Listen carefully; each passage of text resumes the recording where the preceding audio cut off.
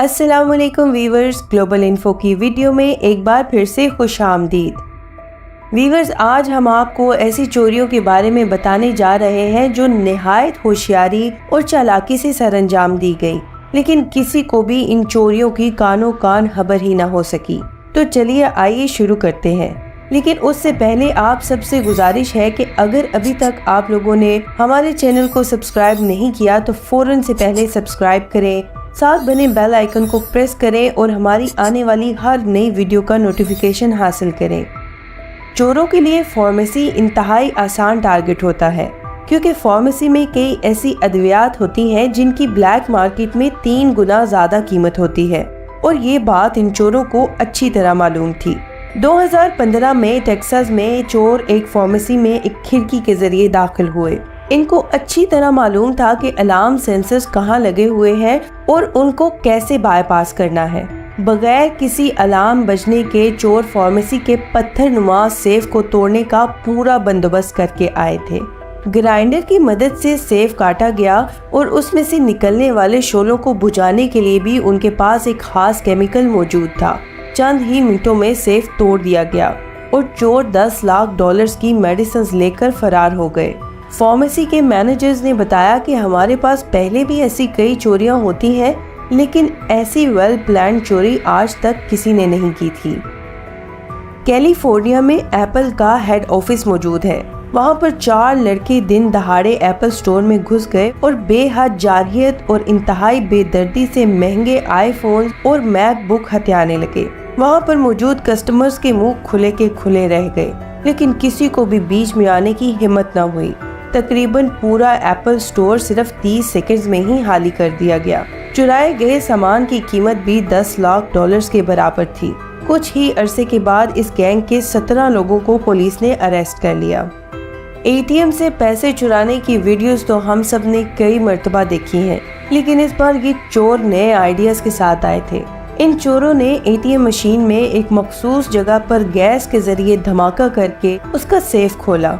Gas से धमाका करने की वजह से आग पैदा नहीं हुई और आग पैदा न होने की वजह से एटीएम मशीन में लगे सिक्योरिटी सेंसर्स को पता ही नहीं चला और चोर अंदर का सामान लेकर भाग गए। इस पूरे मिशन में चोरों को सिर्फ 20 सेकंड्स लगे।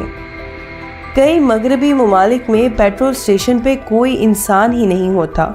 इसी बात का फायदा उठाते हुए आयरलैंड के चंद शातिर चोरों ने एक पेट्रोल स्टेशन पर लगी पूरी एटीएम मशीन ही चुराने का फैसला किया, और वो भी एक डिगर की मदद से।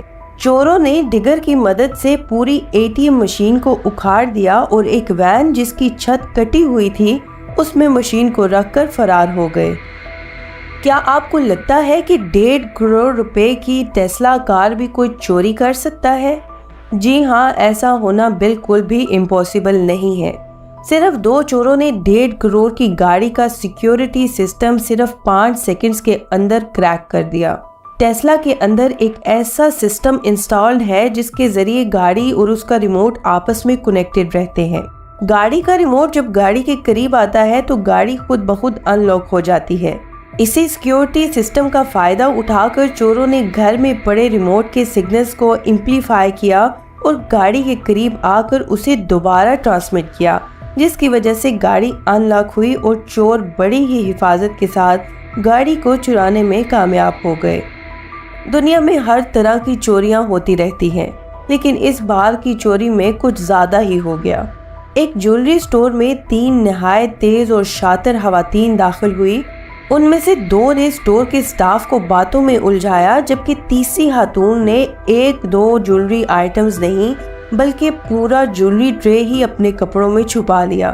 बाद में पता चला कि इस ट्रे में मौजूद ज्वेलरी की कुल मालियत यानी टोटल अमाउंट 1 करोड़ रुपए से भी ज्यादा थी। वीवर्स, इंतहाई एहतियात से बैंक रॉबरी सिर्फ मूवीज ही में नहीं होती।